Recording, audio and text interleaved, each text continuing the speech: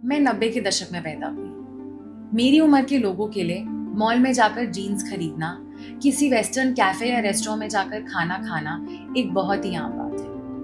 मैं उस पीढ़ी का हिस्सा हूँ जिसने 91 में शुरू हुए इंडियन इकोनॉमिक रिफॉर्म्स यानी भारतीय आर्थिक सुधारों का लाभ उठाया।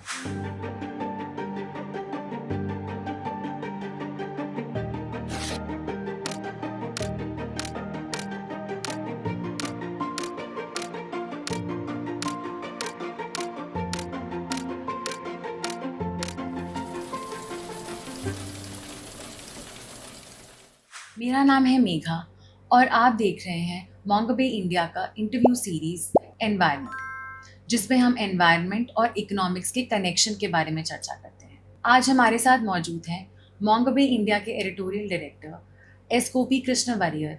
गोपी ने पिछले 3 दशकों में एक रिपोर्टर के तौर पर कई मुद्दों पर रिपोर्टिंग करी है, फिर चाहे वो बायोडाइवर्सिटी कानून हो या क्लाइमेट चेंज पॉलिसीज हो। आज के एपिसोड में गोपी हमें बताएंगे कि कैसे 90 के दशक में global trade agreements, economic reforms और डेवलपमेंट की होड़ ने पर्यावरणीय एक्टिविज्म और नीति निर्माण पर एक बहुत गहरा असर डाला।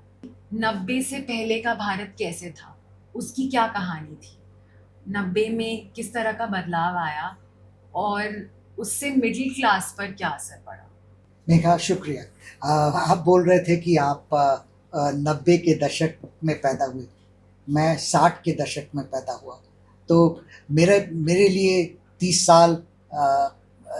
साल के बाद ये इकोनॉमिक रिफॉर्म्स आया। और हमारी जो ज़िंदगी इकोनॉमिक रिफॉर्म्स से पहले थी, जो आप जान नहीं पाएंगी क्योंकि तब आप पैदा ही नहीं हुई थी।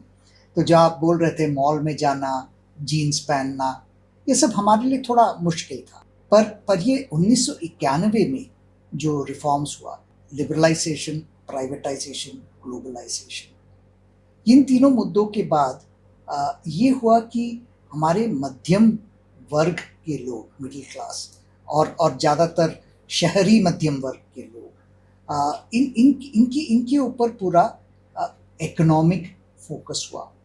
पहले तो एक्सपोर्ट माने निर्यात वाले, उससे एक्सपोर्ट लेड ग्रोथ, वो उसका फोकस था। पर उसके बाद ये समझा गया कि ये एक्सपोर्ट लेड फोकस से नहीं चलेगा, काम नहीं चलेगा। वो थोड़े दिन के लिए चलेगा, किक स्टार्ट करने के लिए चलेगा, पर उसके बाद उसको सस्टेन करना है तो हमारे डोमेस्टिक, हमारे देश के अंदर जो प्रोडक्शन है, हमें कंजम्पशन है गुड्स और सर्विसेज का, जो हम लोग जीन्स खरीदते हैं, जो हम पिज्ज़ा खाते हैं, ये जो गुड्स एंड सर्विसेज का जो कंजम्पशन है, उसको बढ़ाना है। तब ये समझ में आया कि ये कंजम्पशन बढ़ाने के लिए मिडिल क्लास का बहुत इम्पोर्टेंस है, क्योंकि ये केवल रिच नहीं कर, वो तो वैसे ही कंजम्पशन बहुत कर रहे हैं, और पुअर वो उनको करना मुश्किल होगा। तो ये जो मिडिल क्लास है वो ये इसको बढ़ा सकती है। वो टारगेट बना इन वो रिफॉर्म्स का। टारगेट बना। तो आपने बोला कि मिडिल क्लास की आवाज़, तो ये मिडिल क्लास की आवाज़ फिर क्या बनी और ये 91 के पहले के भारत से कैसे अलग थी, खासकर पर्यावरण के कॉन्टेक्स्ट में। हम जो कंटेम्प्रेरी इंडियन एनवायरमेंटल हिस्ट्री बोलते हैं, उसमें सबसे पहले अर्ली 70s का चिपको मूवमेंट, उसके बाद तहरी बांध, नर्मदा बचाओ आंदोलन, और ये सब चीज़ें, ये सब जो आंदोलन थे, ये एसेंशली 1991 से पहले वाले थे। अब इसमें ये था कि ये सब आंदोलनें लोगों के, कम्युनिटीज, साधारण जनता के समस्याओं को लेकर थी।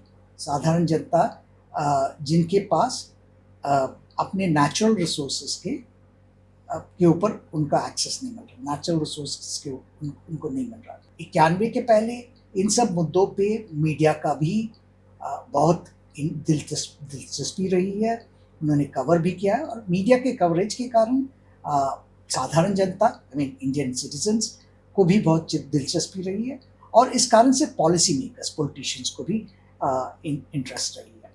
पर यही अलग हुआ उसके बाद। वो और जो अभी के जो मुद्दे हैं वो जो अर्बन मिडिल क्लास के मुद्दे हैं, गार्बेज, अर्बन इश्यूज, ये सब, मोबिलिटी, इलेक्ट्रिक व्हीकल्स, ये सब मुद्दे आ गए। पुराने मुद्दे इग्नोर हो गए। इग्नोर हो गए।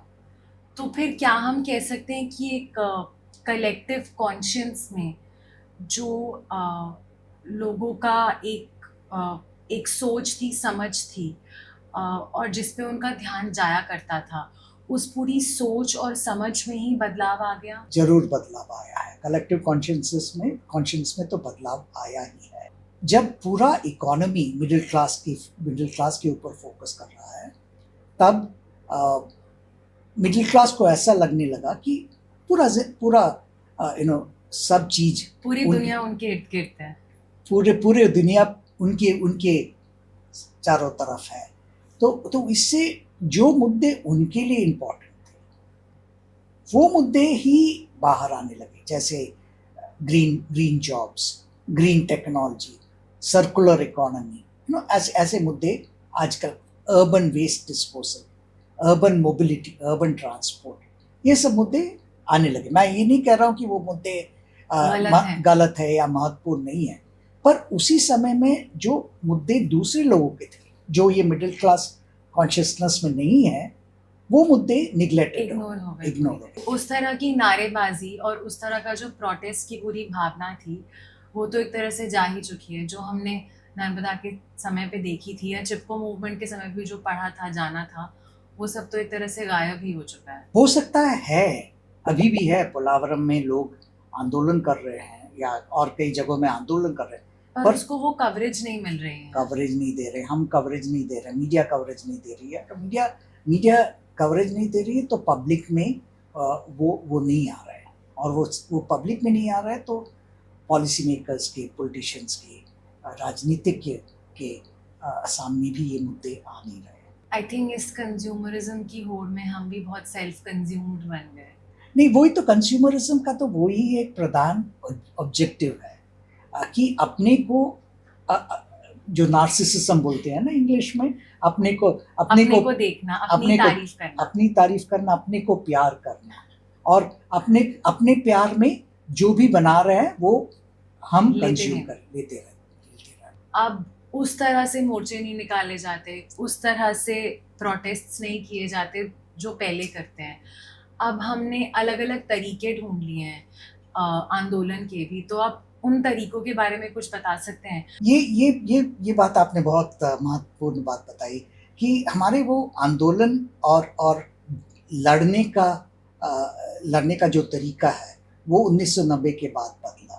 तो वो हमारा जो तरीका था, जैसे मैंने आपको बताया, नर्मदा, तेहरी, यहाँ जहाँ पे या चिपको, जहाँ पे साधारण लोग अपना मॉरल स्ट्रेंथ, वो मॉरल स्ट्रेंथ स्टेट के स्ट्रेंथ से से टक्कर लेते हैं, और अपने मॉरल स्ट्रेंथ के ऊपर वो खड़ा होकर बोलते हैं।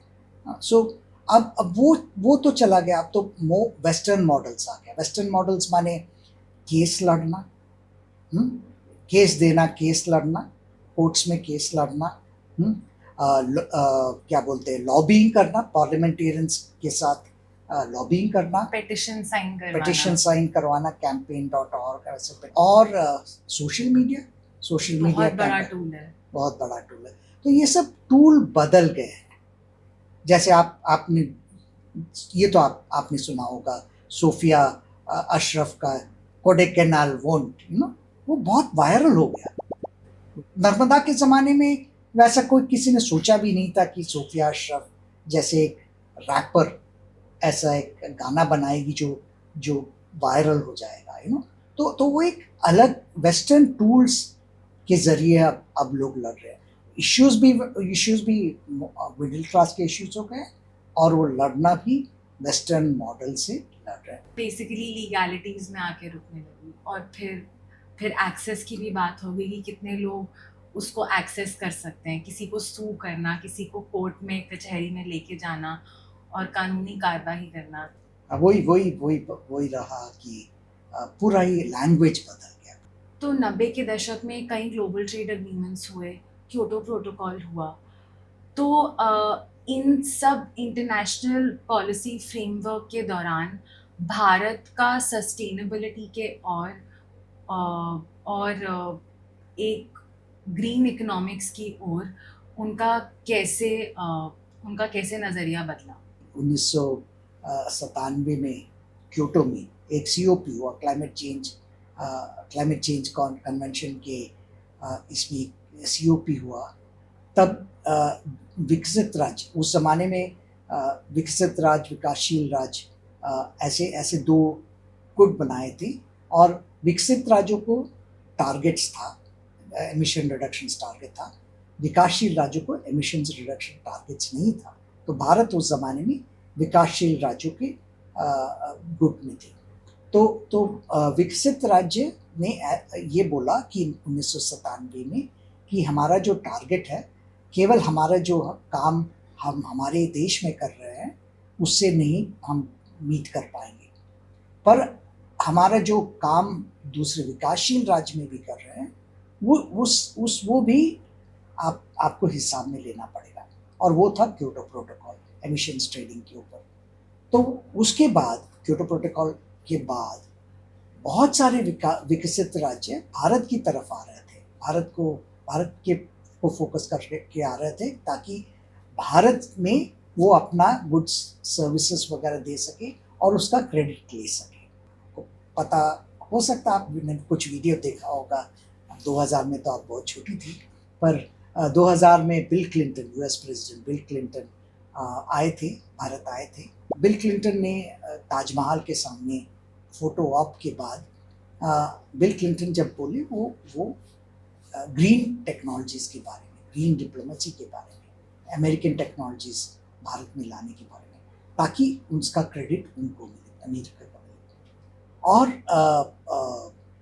2001 में जब फिनलैंड, वो छोटी सी राज्य है पर विकसित है, फिनलैंड की पर्यावरण मंत्री सातू हसी, वो ग्रीन पार्टी से थी, वो भारत पहली बार आ रही थी। तो मेरे को उनको इंटरव्यू करने का एक मौका मिला। तब उन्होंने बहुत क्लियरली बोला कि उनको भारत आने का प्रधान इंटेंशन ग्रीन टेक्नोलॉजी के बारे में करने का था। तो वो एक समय रहा जहाँ पे ग्रीन, ये सब नए नए terms, green economy, circular economy, green technology, ये सब हमारे यहाँ पे आने लगे। पर इससे एक पूरा हमारे यहाँ एक रेवोल्यूशनरी चेंज हुआ भारत में, क्योंकि ये सब भारत में लोग बोलने लगे, इसके बारे में बात करने लगे, डिकार्बनाइजेशन, और हमारे यहाँ ये सब इंडस्ट्रीज आने भी लगे, ग्रीन जॉब्स भी आने लगे, जैसे ISO 14001, नहीं तो एफ्लुएंट ट्रीटमेंट प्लांट्स बनाना। ये सब उस ज़माने से शुरू हुआ था, 30 साल पहले। अभी तो आप जानते हैं इन चीज़ों के बारे में इतना बात चल रहा है। तो हमने इंटरनेशनल पॉलिसी फ्रेमवर्क्स की बात करी, ग्रीन इकोनॉमिक्स की बात करी, और 90 के दशक में इतने सारे जो बदलाव आए उसके बारे में भी बात करी। पर इंडिया के अंदर उस दौरान जो बहुत सारे बदलाव आ रहे थे वो पॉलिटिकली भी आ रहे थे। कोई भी गवर्नमेंट ज़्यादा लंबे समय तक के लिए नहीं होती थी, बहुत पॉलिटिकल राजनीतिक इंस्टेबिलिटी थी एक तरह से। तो 90 के दौरान जो हमारे एग्जीक्यूटिव, जुडिशरी और लेजिस्लेचर, ये तीनों इंस्टीट्यूशंस हैं, इनकी क्या स्थिति थी, आप इनके बारे में बता सकते हैं? मेघा, ये जो आप जानते हैं कि पूरे 90 के दशक में कोलिशन सरकार थे, मिले जुले सरकार थे, बहुत सारे पार्टियों के सरकार थे। वो सरकारें, क्योंकि बहुत सारे प्रेशर्स, बहुत सारे रीजनल पार्टीज, बहुत सारे प्रेशर्स थे कई तरफ, तो जो सरकारें थे वो उतनी पावरफुल नहीं थी। ऐसे माहौल में ये जो एग्जीक्यूटिव वीक था, इस कारण से जुडिशरी और लेजिस्लेचर स्ट्रॉन्ग था। तो इसका ये मतलब ये हुआ कि जुडिशरी, जो कोर्ट कचहरी वगैरह है, ये इसमें बहुत सारे पर्यावरण से रिलेटेड मुद्दे, बहुत सारे पर्यावरण के केस आए और उन केसों में ज़्यादातर पर्यावरण की तरफ सपोर्ट मिला। आप जानते हैं कि 1996 में 96 में एक सुप्रीम कोर्ट के जज थे कुलदीप सिंह बोल के, और उनके उनके साथ काम करने वाले लॉयर थे MC मेहता, और इन दोनों के इन MC मेहता के केस और कुलदीप सिंह की जजमेंट बहुत सारी चीज़ों पे, ship aquaculture, leather tannery pollution, coastal regulation zone, ये सब चीज़ों पे उनका जजमेंट आया। और एक बहुत महत्वपूर्ण जिससे पूरे देश की वन नीति के ऊपर असर लगा, वो भी 1996 में हुआ जजमेंट। ये इसकी कहानी थोड़ी दिलचस्प है, मेरे को आप आधा सेकंड दीजिए उसको बताने के लिए। ये जो केरला में फॉरेस्ट वन प्राइवेट, केरला के उत्तर भाग में निजी वन होते थे, और एक जमींदार या छोटा राजा बोलो, तिरुमल पाठ थे जिनके पास निजी वन था। वो वन जब नेशनलाइज हुआ तो सरकार ने वो वन ले लिया, और एक बार ये तिरुमल पाठ जा रहे थे, उन्होंने देखा कि वो सरकार वो जंगल को संरक्षण नहीं कर रही, तो उन्होंने सुप्रीम कोर्ट को एक रिट पिटिशन दिया, रिट पिटिशन 202 ऑफ 1995। उन्होंने सुप्रीम कोर्ट को रिट पिटिशन दिया। उन्होंने बोला कि हमारे से तो वन ले लिया सरकार ने, पर सरकार उसका देखभाल नहीं कर रही है। तो इसका ये, उस जमाने में justice JS Verma chief justice थे, तो उन्होंने उसको रिकॉर्ड में लेके उन्होंने बोला ये एक अच्छा मौका है, हम पूरे देश की वन नीति के ऊपर हम रिव्यू करेंगे। और ये था TN तिरुमल पाठ versus the union of India case जो चलता रहा। मीडिया लॉज एंड एथिक्स करके हमारा एक सब्जेक्ट हुआ करता था जिसमें इस कोर्ट केस का रेफरेंस दिया करते थे, और इसके कारण से पूरे फॉरेस्ट कंजर्वेशन एक्ट के ऊपर पूरा रिव्यू हुआ। ये कहानी दिलचस्प है कि जब वो केस आया तो उस केस फॉरेस्ट कंजर्वेशन एक्ट के ऊपर था। फॉरेस्ट कंजर्वेशन एक्ट 1980 में सरकार ने लाया, और उसमें फॉरेस्ट को कंजर्व करना बोला था। हम हमारे जंगल को कंजर्व करके पूरे देश में, देश के पूरे एरिया में 33% हम जंगल लाएंगे, ये था उसका एम। पर ये हर एक्ट में डेफिनेशंस होते हैं, फॉरेस्ट माने क्या है, कंजर्वेशन माने क्या है। फॉरेस्ट का डिफाइन ही नहीं किया गया था उस एक्ट में। तो सुप्रीम कोर्ट ने पूछा तुम फॉरेस्ट को कंजर्व करना चाहते हो, फॉरेस्ट को डिफाइन ही नहीं किया। तो उसके बाद ये सुप्रीम कोर्ट ने ऑर्डर दिया कि फॉरेस्ट माने dictionary meaning of the word forest माने जो भी है, निजी ज़मीन पे हो, फॉरेस्ट के ज़मीन पे हो, नहीं तो सरकार के ज़मीन पे हो, जहाँ पर भी फॉरेस्ट है, फॉरेस्ट है। अगर उसको आप काटना चाहेंगे तो केंद्र सरकार की अनुमति के बिना नहीं काट सकते। और यही फिर बाद में ये थोड़ा डाइल्यूट हुआ वगैरह वगैरह।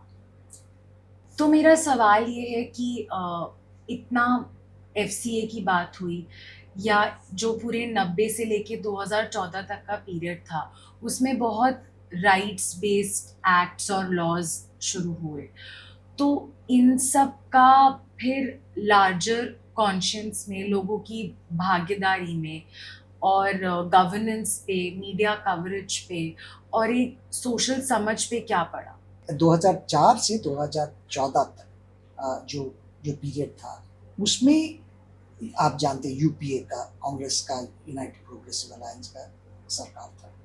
उसमें एक बहुत बिग यूनिक बात थी उस सरकार में, उस समय की सरकार में, कि दो सेंटर्स ऑफ पावर थे। एक तो प्रधानमंत्री डॉक्टर मनमोहन सिंह जो इकोनॉमिक ग्रोथ चाहते थे, और दूसरे साइड में पार्टी प्रेसिडेंट सोनिया गांधी जो सोशल इक्विटी वगैरह उन पे ध्यान था। पर इस कारण से, ये दो पावर ऑफ सेंटर्स होने के कारण, ये जो 10 साल में बहुत सारे, जैसे आपने बोला, राइट बेस्ड लेजिस्लेशंस आए. Forest Rights Act 2006, Land Acquisition Rehabilitation Relief and Rehabilitation Act 2013, Right to Education Act, Right to Food Act, National Right to Information Act. So बहुत सारे rights based legislations आए. इन राइट्स बेस्ड लेजिस्लेशंस के कारण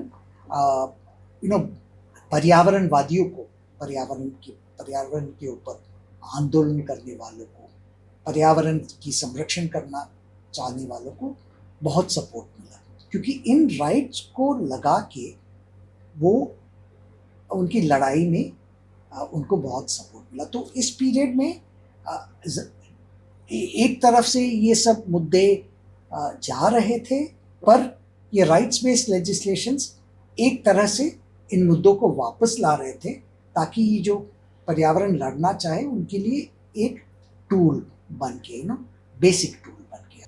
2014 के बाद जब एक बहुत ही केंद्रित सरकार, एक बहुत ही सेंट्रलाइज्ड गवर्नमेंट आ चुकी है पावर में, उनका जो वोट शेयर है वो काफ़ी ज़्यादा है, पुरानी गवर्नमेंट से काफ़ी ज़्यादा है.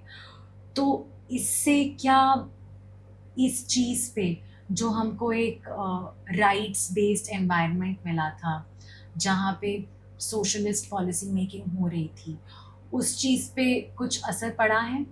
क्योंकि 2014 के बाद एग्जीक्यूटिव बहुत स्ट्रांग हो गया, क्योंकि एग्जीक्यूटिव को बहुत बहुत बहुत ज़्यादा सीट्स मिला था. तो जब एग्जीक्यूटिव स्ट्रांग हुआ तो उसी बैलेंस में लेजिस्लेचर और जुडिशरी कमज़ोर हो गए. तो लेजिस्लेचर कमज़ोर होने का ये हुआ कि एक तो जो भी एग्जीक्यूटिव चाहता था, जो भी लॉ बनाना चाहता था, वो जल्दी पार्लियामेंट में लॉ बन के आते थे, और जो भी एक्सिस्टिंग लॉस है उसको अगर एग्जीक्यूटिव दुर्बल करना चाहता था तो वो भी जल्दी पार्लियामेंट में, क्योंकि पार्लियामेंट में पूछने वाला कोई नहीं है.